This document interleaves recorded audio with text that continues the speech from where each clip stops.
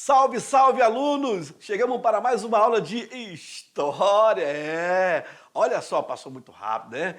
Vejam só, combinamos aquilo que é de sempre. Primeiramente, abre os seus cadernos. Já abriram? Que beleza! Agora coloca também a data de hoje, bem na parte superior, lado direito. É isso?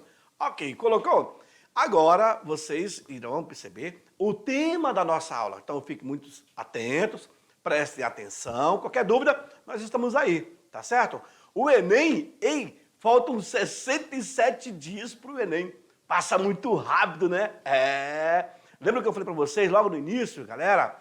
Logo, logo vocês vão fazer a prova do Enem e isso vai repercutir muito. Então, quem está estudando dia, noite, madrugada, e aí já tem uma boa chance de poder passar. É o que todos nós oferecemos para vocês, eu tenho certeza que irão passar. Eu não vou desejar boa sorte, não. Eu te desejo boa sorte para quem não estuda. Para vocês eu desejo sucesso, tá bom? Então, joga na tela, vamos ver a aula de hoje, tá bom? Olha o que diz a aula de hoje. Ela diz o seguinte, vamos lá? Deixa eu calibrar aqui. Pronto, calibrada. Aula 33.1, já está passando. Olha, volta aqui para mim, rapaz, volta para mim. Eu acabei esquecendo de mencionar aqui o meu intérprete, rapaz. É o Sami, olha lá. Isso, o intérprete com a mão assim. Isso, ele limpa aqui os cílios dele, tá bom? Continuando na tela, vamos lá. Na sequência, o que nós veremos?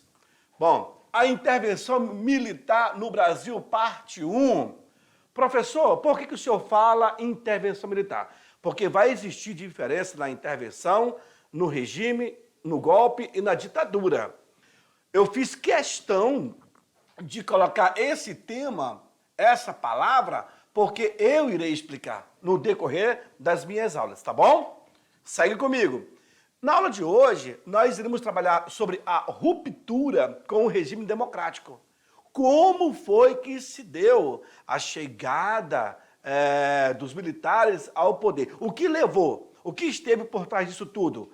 Qual foi a sequência? Percebeu? Não é só chegar por chegar. Eles chegaram lá e tomaram o poder. Não, é bem assim. E nisso eu irei explicar paulatinamente. Não é a Paulinha não, né, Sâmbio? É paulatinamente, devagar. Ou seja, irei também falar um pouco ali do governo Castelo Branco, o apoio dos Estados Unidos, tá bem? O governo de Costa e Silva, que são os primeiros governos do regimento militar, e aí falarei também sobre o ato institucional número 5. Esse aqui que vai ser um dos piores atos, certo? Tá ótimo? É um dos piores atos que vai botar mesmo para ferver, tá bom? Mas na sequência da aula, vocês irão perceber. Na aula de hoje também, nós teremos as habilidades e numa delas, vejam só, aluno, tu tens que fazer uso de argumentação crítica sobre o processo histórico. Não seria apenas uma interpretação, uma argumentação totalmente crítica, mas com uma outra visão. A conotação que se dá quando você fala em crítica é algo errado, que não sei o quê, entendeu? Eu penso que já está na hora de mudar mais essa dinâmica dessas falas, né? Assim como também tu terás que identificar as relações de poder nas diferentes instâncias da sociedade. Bom, olha só que legal, nas diferentes instâncias da sociedade. Olha que bacana, isso vai abrir o leque para vocês, aluno, esse entendimento, certo? Veja que para a aula de hoje, vocês teriam que assistir o documentário O Dia que Durou 21 Anos.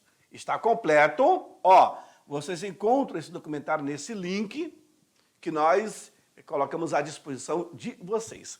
Claro que quando o aluno ele vem para a aula e já tem assistido o documentário, aí com isso ele já traz uma certa bagagem, um certo conhecimento, já traz as anotações, aí ele vai inclusive participar da aula.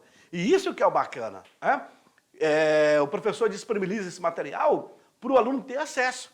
E a partir do momento que ele visualiza, ele acaba fazendo as suas ponderações e também as suas anotações, aí ele participa da aula já argumentando com o professor. Olha que legal.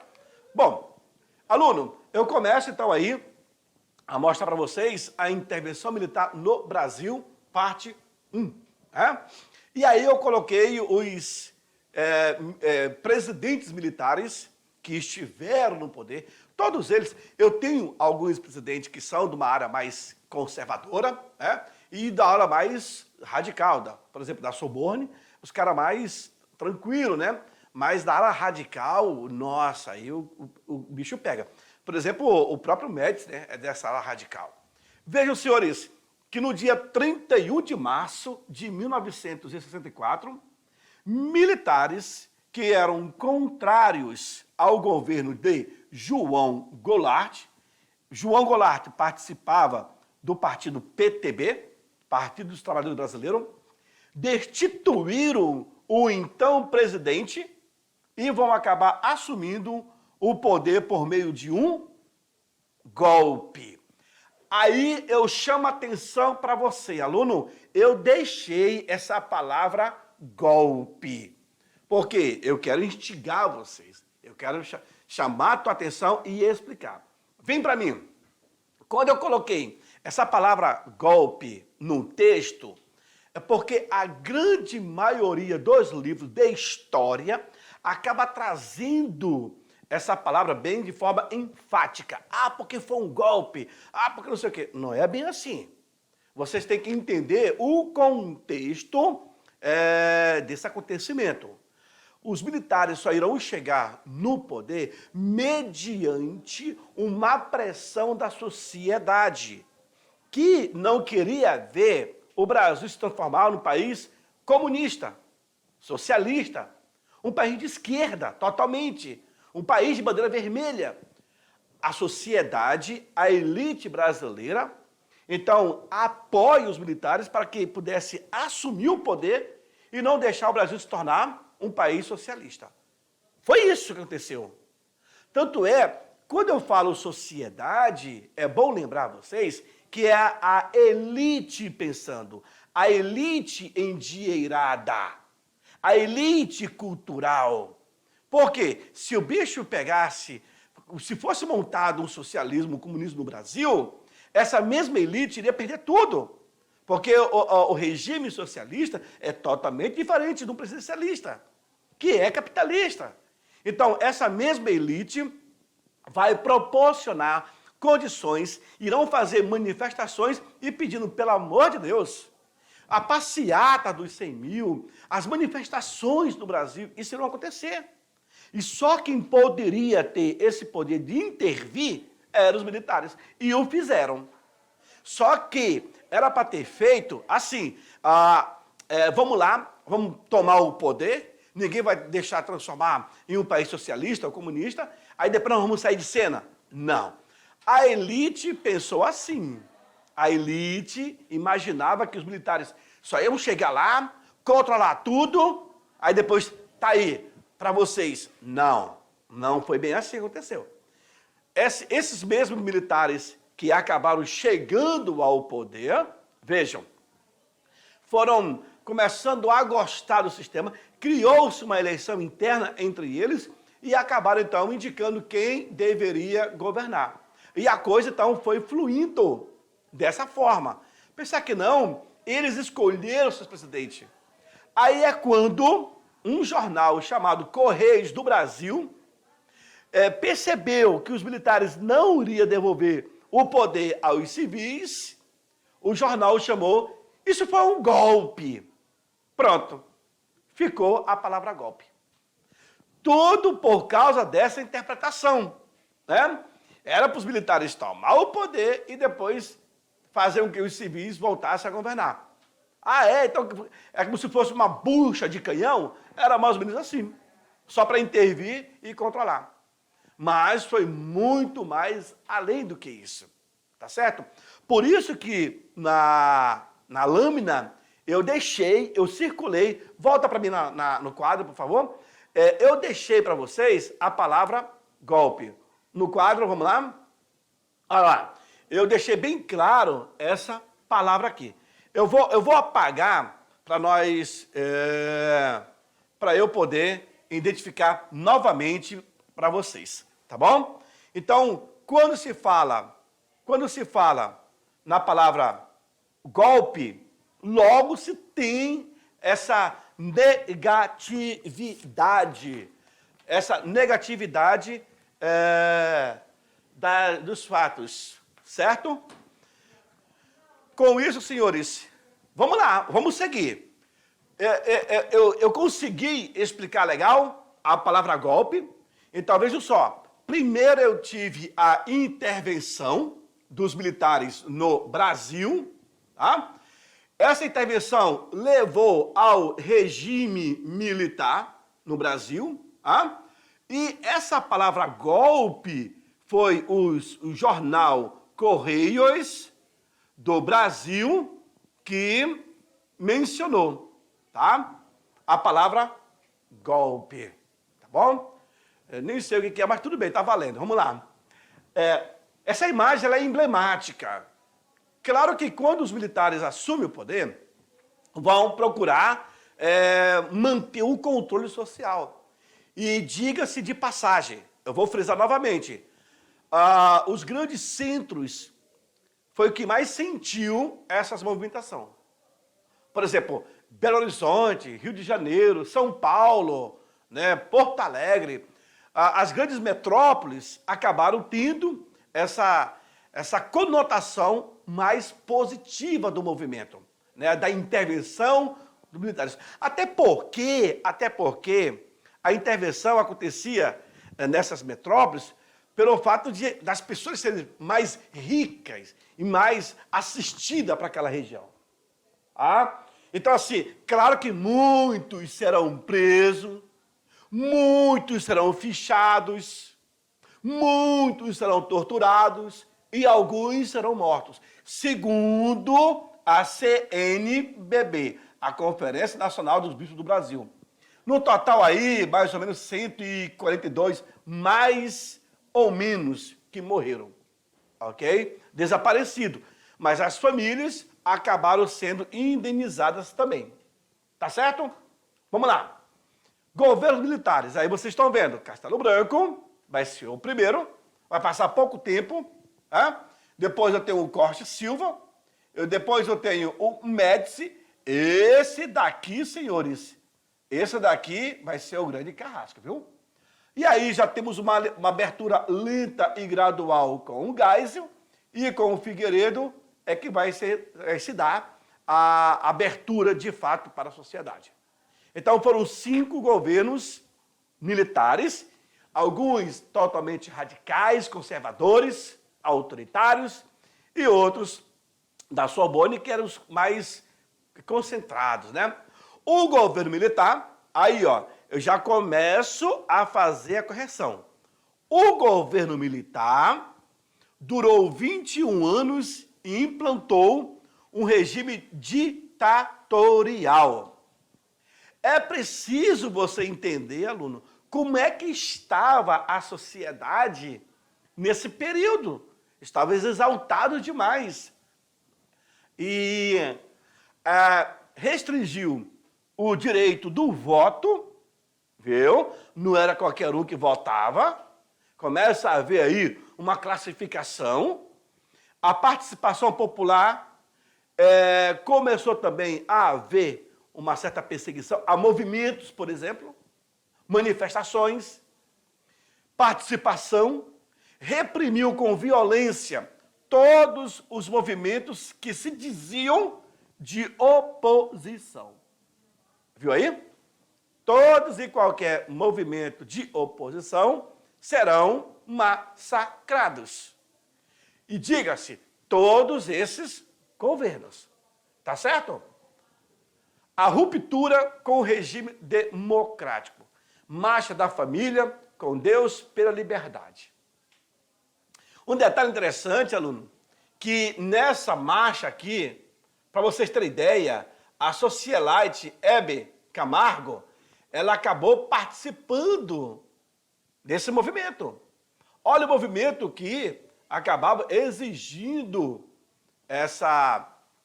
esse movimento do regimento militar, ruptura com o regime democrático. Ou seja, vamos ter que partir então para um governo mais ditatorial, como eu acabei de passar para vocês aqui agora. Olha aqui, ó.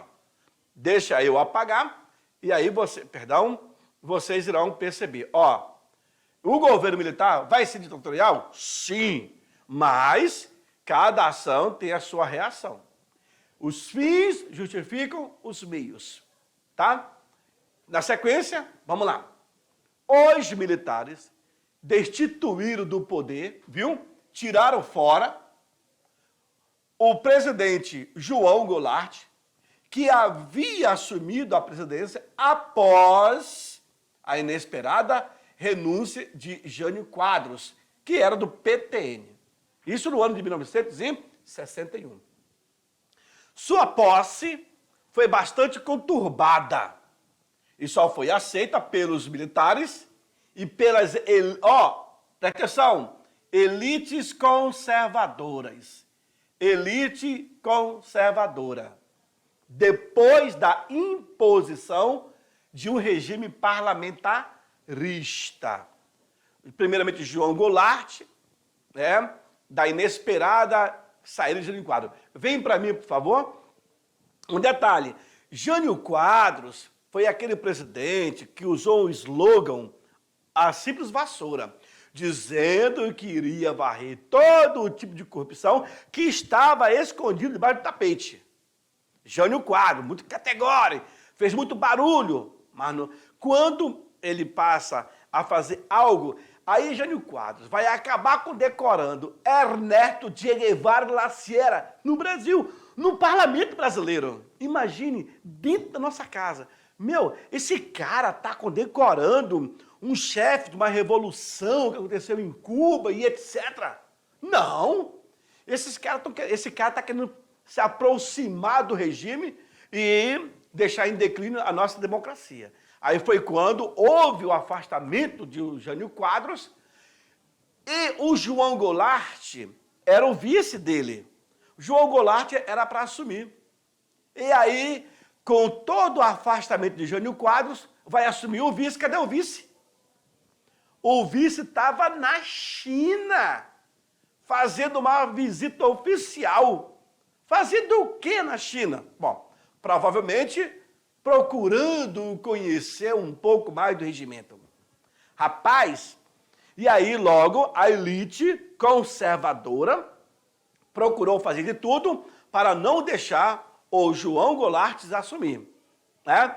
Tanto é que o avião pousou no Rio Grande do Sul e quem vai dar condições para ele assumir é o próprio Leonel Brizola.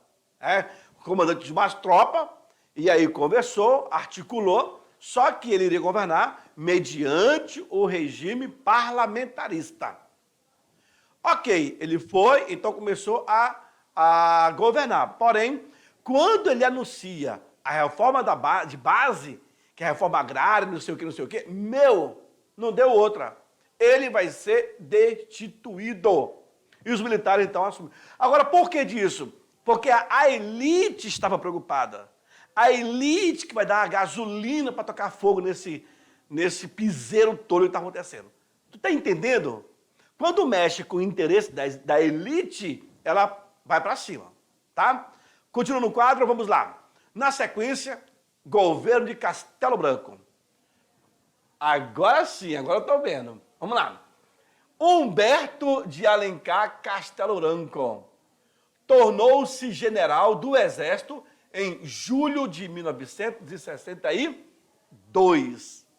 Esse camarada vai passar muito rápido pelo poder, vai deixar sua marca. Sim, no dia 1º de abril de 64, formou-se em uma junta militar, composta pelos ministros militares, Arthur da Corte Silva, que era do Exército, o vice-almirante Augusto Rademacher, que era da Marinha, e o tenente brigadeiro Francisco de Assis, que era da Aeronáutica. Então aqui eu tenho 3 representações. Veja aí, senhores. Exército, Marinha e Aeronáutica. Todos esses estão representados nessa junta, nessa união. E ali eles irão decidir o futuro da nação. Ao nome dos feras, Arthur da Corte Silva, Augusto Rademacher e Francisco de Assis Correia Melo. Fechou? Vamos lá. Nisso, ato institucional em vigor, Congresso entra em recesso. Ok. Já começa a surgir aí notícia que o governo irá, não seria massacrar, mas criar regras, leis mais severas. Vejam, no dia 9 de abril de 64, foi promulgada o ato institucional número 1. Esse ato possibilitava ao Poder Executivo, vejam, cassar mandatos eleitos, suspender direitos políticos e declarar o estado de sítio. Aí, quando você estuda história, quando você lê história, você consegue entender os dias atuais. Esses atos institucionais têm o poder, dá o poder ao presidente de poder governar. E o número 1, ele só fala isso. Agora, o número 5, ele é terrível, cara. Inclusive, até matar, os caras matavam. Então, por isso que quem estuda história, quem conhece um pouco da história e quem viveu a história, né, Sâmio? Jamais vai optar o Brasil se tornar novamente um regime militar. A gente sabe hoje que nós temos 3 poderes e eles acabam conversando, dialogando entre si. Então, no século XXI, nós temos essa abertura, senhores. Veja, no dia seguinte, o Congresso elegeu o general Humberto Castelo Branco presidente da República. Suspender o direito políticos e declarar estado de sítio. O Congresso, então, vai e declara, o novo presidente do Brasil seria o militar Humberto Castelo Branco. Ok, Castelo Branco foi um militar da vertente moderada, que era das Forças Armadas, próximo à política americana, realizou um governo que teve por base o apoio à parcela mais conservadora da União Democrática, da UDN. Tecnocratas e parcela da classe média. Esse presidente, quando ele chega no poder, ele vai ser light, cria os atos, mas não vai ser o carrasco. O carrasco já vai partir de médios em diante, tá bom? Olha lá. Partidos extintos, garantia suspensa e eleição indireta. Por isso que aquele movimento de 85, direta e já, é que o povo queria o direito de poder votar, escolher o próprio presidente. Castelo anunciou às 11 horas o novo ato. Aí? Ou seja, os atos institucionais, tá bom? Aí. Após um ano de governo, e com a base de apoio nos setores médios urbanos, começou a diminuir. Veja aí, após um ano no governo, a base desse regimento militar passou a diminuir. Percebeu? E eu estou falando aqui, senhores, a elite, tá? A elite começa a tirar o seu apoio a quem? Ao governo de Humberto Castelo Branco. Assim, a situação do regime foi derrotada pela oposição nas eleições em estados importantes, como Rio de Janeiro e também Minas Gerais. A própria elite, vem para mim, por favor, vem para mim. A própria elite, vamos lá, a própria elite que deu apoio para os militares, agora está tirando o apoio desses próprios militares. Percebeu? Está diminuindo? Pois é. Por quê, professor? Porque essa elite está entendendo qual seria o rumo que iria ser tomado naquele período. Percebeu? E aí, então, começaram a cair fora. E a coisa vai piorar mais ainda, vai se estender. Presta atenção, acompanha comigo a aula. Joga no quadro, vamos lá. Ok? Não vi. No dia 27 de outubro de 65, vai ser implantado o ato número 2. Ó, esse ato, ele vai dissolver os partidos políticos existentes. Vai acabar, Samuel. Vai acabar. Isso, fala para o aluno que vai acabar. Isso, Samuel, muito bem.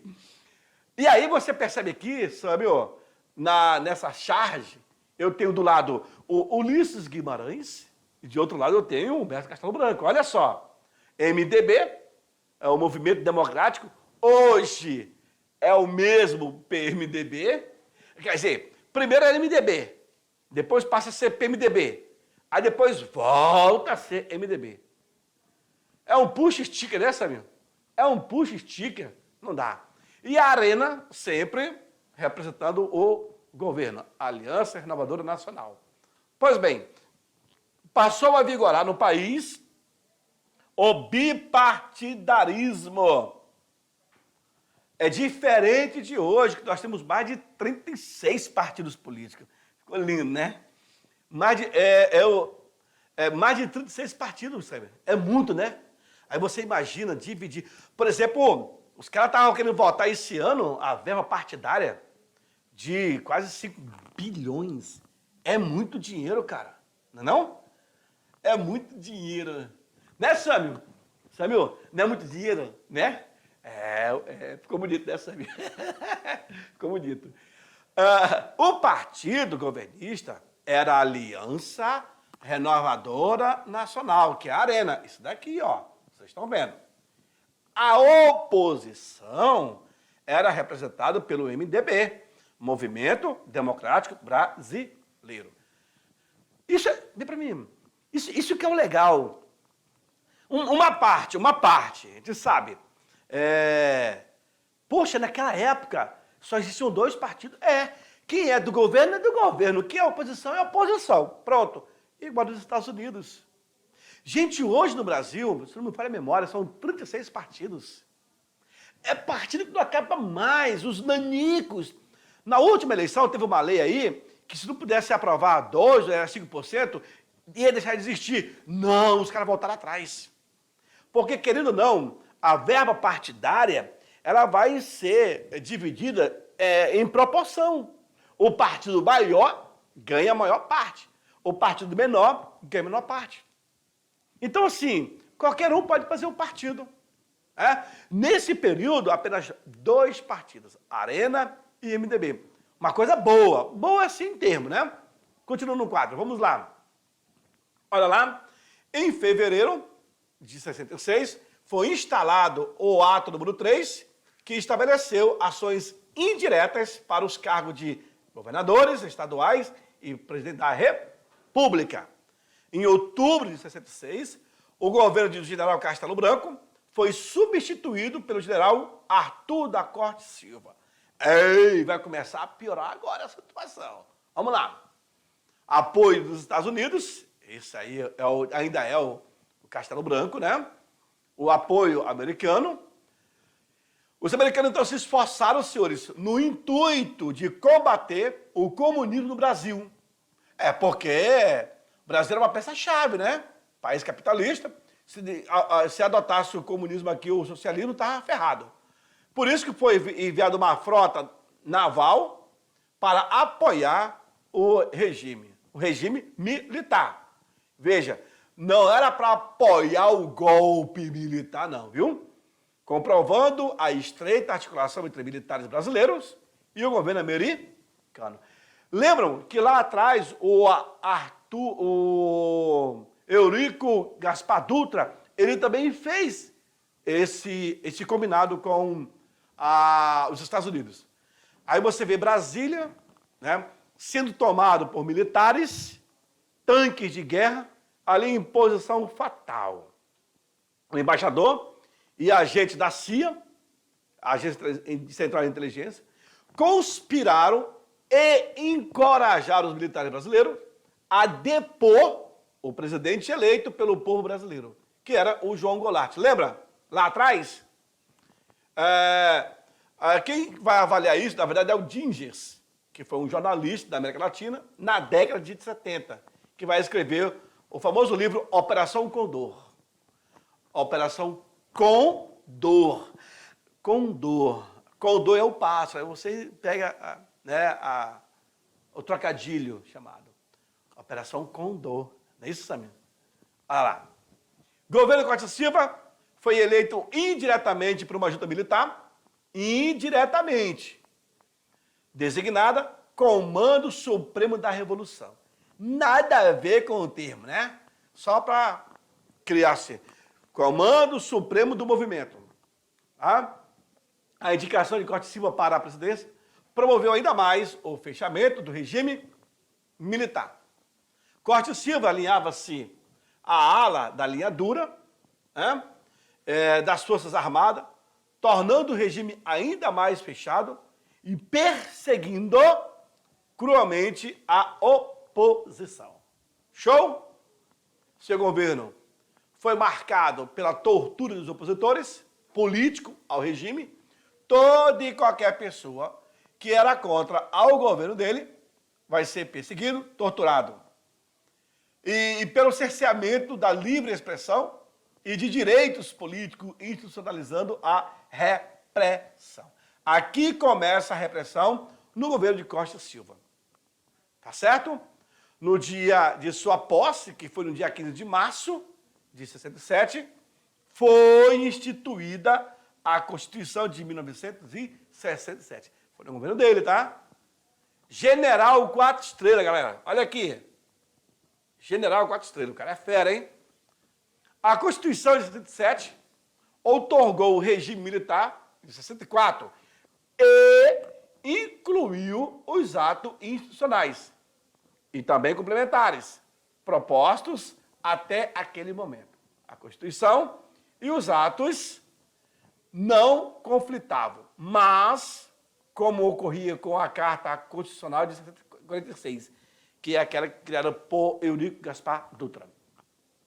Já no dia 15 de março de 67, foi estabelecida a Lei de Segurança Nacional pelo decreto, olha aí, a Lei de Segurança Nacional. Isso em 67, 15 de março, tá? E aí, por último, nós temos o ato institucional número 5, que foi aprovado no dia 13 de dezembro de 68. Esse ato, presta atenção, aluno, esse ato tornou-se o maior símbolo da repressão durante o regime militar. Vem para mim? Esse que vocês viram agora na lâmina, esse ato é o que vai deixar a sua marca. As cicatrizes irão permanecer. Aqueles que foram perseguidos e torturados, de uma certa forma ou outra, deixaram suas marcas na memória. É por isso que tem essa parte dos militares, né, das torturas, dos sumiços e etc., que não pegou bem. Mas veja só, é muito improvável que você vai encontrar um governo, isso em qualquer nação, um governo que seja 100%. Você não encontra. Porque nunca satisfaz todo mundo.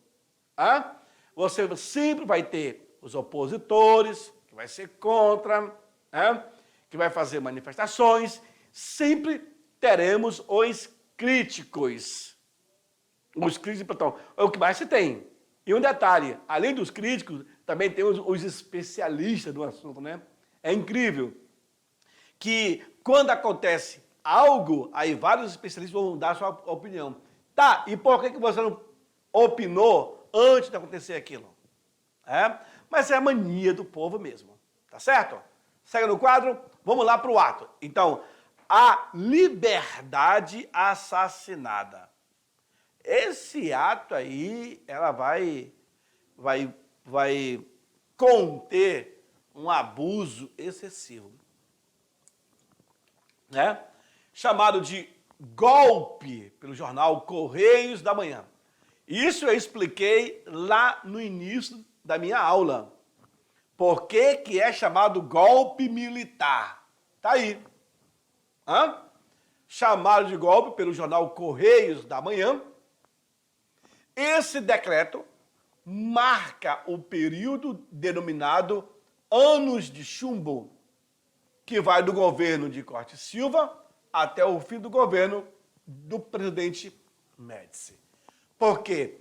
Quando você tem o governo de Geisel e o governo de João Batista de Figueiredo, aí fica mais light. Tá certo? Nos 11 anos em que vigorou o ato número 5, viu aí? Nos 11 anos que vigorou esse ato, permitiu que os militares perseguissem, prendessem e torturassem milhares de pessoas, levando a óbito centenas, dentre elas, algumas cujos corpos até hoje não foram encontrados. Mas isso que fala é todos os relatórios, todos os movimentos. A gente sabia, vem para mim, a gente sabia que os militares, eles já tinham, vem para mim, os militares, eles já tinham fichado, e isso agora veio, os militares já tinham fichado todos aqueles que eles achavam que era uma ameaça para o regime. Então, o cara que tem um certo dinamismo, uma liderança, é um destaque, os militares já tinham mapeado, já sabia quem era quem. Tá? E aí, quando o movimento se estendeu, e quando essas pessoas começaram a colocar as asinhas para de fora, os militares foram lá e pá, ficharam, pegaram. Alguns deles serão torturados e outros irão sumir, irão desaparecer. Como eu falei logo no início, a CNBB, ela tem uma relação aí de 142, 43 pessoas que sumiram. E aí o governo teve que arcar indenizando essas famílias. Infelizmente, é uma página negra da nossa história, que nós iremos conviver por muito tempo, a gente sabe disso. Eu penso assim, hoje eu estava fazendo uma análise, vindo para cá, os símbolos começam a serem destruídos, a serem modificados, mas eu penso também que é a atual geração que está passando por isso. Essa atual geração está querendo essa transformação. Eu não sei até que ponto. Lá, o meu neto, o meu bisneto, a futura geração, não sabe como é que isso vai, como que a história será apresentada para elas.